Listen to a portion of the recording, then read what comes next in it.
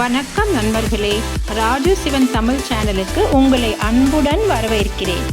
இன்று நம்ம சேனலில் பார்க்க போகும் தலைப்பு என்னவென்றால், ஆடி மாதத்தில் நம் குலதெய்வம் கோவிலுக்கு ஒரு முறையாவது சென்று வர வேண்டும். குலதெய்வம் ஆண் தெய்வமாகவோ இருந்தாலும் சரி, பெண் தெய்வமாக இருந்தாலும் சரி, ஒரு முறையாவது நாம் ஆடி மாதத்தில் குலதெய்வ கோவிலுக்கு சென்று வர வேண்டும்.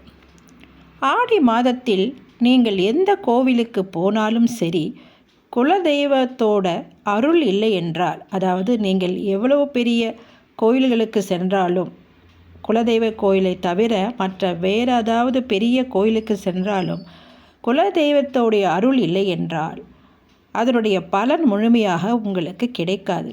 அதனால் ஒரு முறையாவது குலதெய்வ கோவிலுக்கு ஆடி மாதத்தில் சென்று வர வேண்டும். அத்துடன் இல்லாமல் நான் சொல்லப்போகும் இந்த 5 பொருட்களை வாங்கி கொடுத்தால் நம் வாழ்க்கையில் இருக்கும் தீராத கடன் பிரச்சனைகள், குடும்ப சண்டைகள், திருமணம் ஆகாதவர்கள், குழந்தை பாக்கியம் இல்லாதவர்கள், வேலை வாய்ப்பு கிடைக்காதவர்கள், சொத்து பிரச்சனை, சொந்த வீடு வாங்க நினைப்பவர்கள், வாகனம் வாங்க நினைப்பவர்கள், வற்றாத செல்வம் பெருக ஆகிய அனைத்து பிரச்சனைகளும் தீரும்.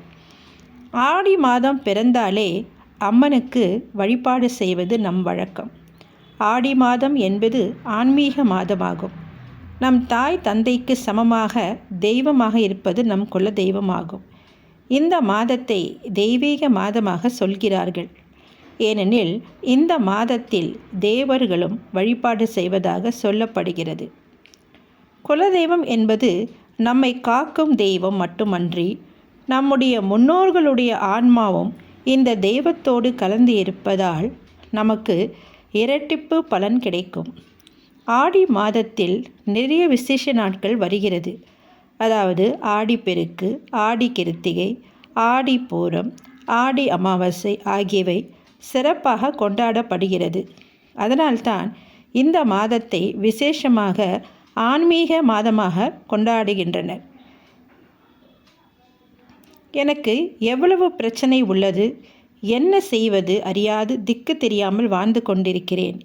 எதை சாப்பிட்டால் பித்தம் தீரும் என்பது போல எங்கு சென்றால் என் பிரச்சனைகள் அனைத்தும் தீரும் என்று நினைப்பவர்கள், உங்கள் குலதெய்வம் எதுவாக இருந்தாலும், அதாவது உங்கள் குலதெய்வம் மாரியம்மன், அங்காள பரமேஸ்வரி, காளியம்மன், செல்லியம்மன், ஆண் தெய்வங்களான முனீஸ்வரர், கருப்பண்ண சுவாமி, மதுரை வீரன் எதுவாக இருந்தாலும் நான் சொல்லும் இந்த 5 பொருட்களை உங்கள் குலதெய்வ கோவிலுக்கு சென்று கொடுத்து பாருங்கள்.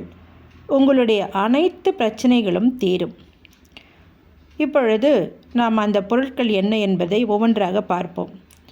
முதலாவதாக, ஆடி மாதத்தில் நம் குலதெய்வ கோவிலுக்கு பச்சரிசி வாங்கி தந்தால் நம் குடும்பம் அன்னத்துக்கு பஞ்சமின்றி இருக்கும். வீட்டில் வறுமைங்கிறதே இருக்காது. ஏனெனில் இந்த பச்சரிசியில்தான் கடவுளுக்கு தினமும் நைவேத்தியம் செய்து படைக்கிறார்கள். இரண்டாவதாக வெல்லம், அச்சு வெல்லம் ஏதாவது ஒன்றை வாங்கி தர வேண்டும். மூன்றாவதாக பச்சை பயிறு வாங்கி தர வேண்டும். இந்த 3 பொருட்களை வைத்து தான் குலதெய்வத்திற்கு சர்க்கரை பொங்கல் செய்து நைவேத்தியமாக தினமும் படைக்கிறார்கள். ஆகவே நாம் கொடுக்கும் இந்த 3 பொருட்களையும் என்றாவது ஒரு நாள் நம் குலதெய்வத்திற்கு உணவாக படைக்கப்படுகிறது. அதனால் நம் குடும்பம் மிகவும் சுபிட்சமாக இருக்கும். அது மட்டுமன்றி 16 செல்வங்களையும் கிடைக்க வழி செய்யும். நான்காவதாக, விளக்கு ஏற்ற எண்ணெய் திரி கொடுக்க வேண்டும். கோவிலின் கற்ப கிரகம் பிரகாசமாக இருக்க விளக்கு ஏற்றுவார்கள். நீங்கள் வாங்கி கொடுக்கும் எண்ணெயில் கற்ப கிரகத்தில் உள்ள விளக்கு குளிர்விட்டு பிரகாசமாக எரிந்தால் உங்கள் வாழ்க்கையும் குடும்பமும் சந்ததிகளும் பிரகாசமாக இருப்பார்கள். ஐந்தாவதாக, மங்கள பொருட்களாக கருதப்படும் குங்குமம், மஞ்சள், விபூதி, சந்தனம், ஊதுபத்தி என இவற்றில் ஏதாவது ஒரு பொருளை வாங்கி தரவும். இவ்வளவு கிலோ அவ்வளவு கிலோ வாங்கி கொடுக்க வேண்டும் என்று எந்த வற்புறுத்தலும் இல்லை. உங்களால் முடிந்த அளவுக்கு உங்கள் சக்திக்கு ஏற்ப இந்த 5 பொருட்களை நீங்கள் வாங்கி கொடுக்கலாம். அதாவது பச்சரிசி என்றால் 1 கிலோ என்று இல்லை. 1 கிலோ முடிந்தால் 1 கிலோ வாங்கி கொடுங்கள். அப்படி இல்லை என்றால் 1/4 கிலோ கூட நீங்கள் வாங்கி கொடுக்கலாம். பச்சரிசி, பச்சை பயிறு, வெல்லம் இவற்றை எல்லாம் அந்த மங்கள பொருட்கள் எல்லாம் நீங்கள் எண்ணெய் இதெல்லாம் வாங்கி கொடுக்கலாம். ஆனால் வாங்கி கொடுக்கும் பொருளை நீங்கள் மனதார வாங்கி கொடுக்க வேண்டும்.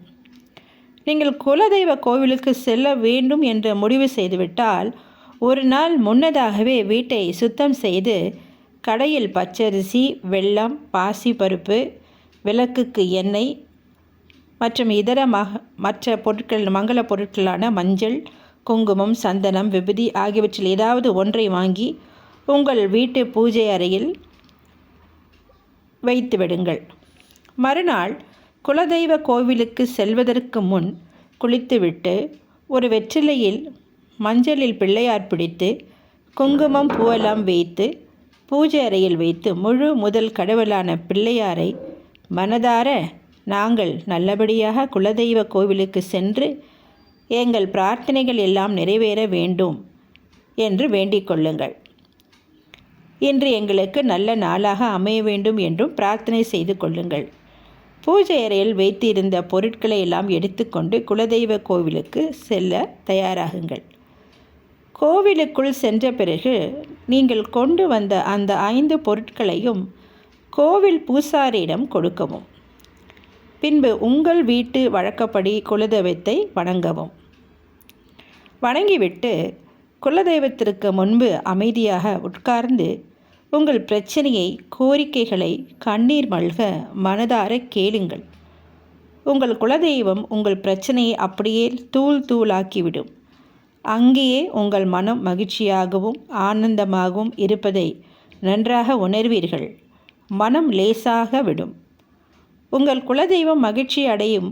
உங்கள் குலத்தை கட்டி காக்கும் மற்றும் முன்னோர்களும் அமைதியடைந்து அவர்களுடைய ஆசீர்வாதமும் கிடைக்கும். நம் முன்னோர்கள் வாழையடி வாழையாக பரம்பரை பரம்பரையாக குலதெய்வத்தை கும்பிட்டு வருகின்ற வழியில்தான் நாம் செல்கிறோம்.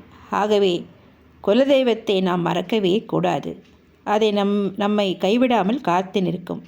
ஆகவே ஒவ்வொரு வருடமும் ஆடி மாதத்தில் நாம் இந்த 5 பொருட்களை நம்முடைய குலதெய்வத்திற்கு வாங்கி எடுத்து சென்று அங்கு கொடுக்க வேண்டும். கொடுத்தால் நம்முடைய வாழ்க்கையில் மகிழ்ச்சியும் ஆனந்தமும் சுபீட்சமும் கிடைக்கும்.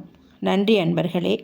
இந்த பதிவு பிடித்திருந்தால் லைக் பண்ணுங்கள், சப்ஸ்கிரைப் பண்ணுங்கள், ஷேர் பண்ணுங்கள், கமெண்ட் பண்ணுங்கள். மறுபடியும் ஒரு நல்ல வீடியோவுடன் உங்களை மீண்டும் சந்திக்கிறேன். நன்றி, வணக்கம்.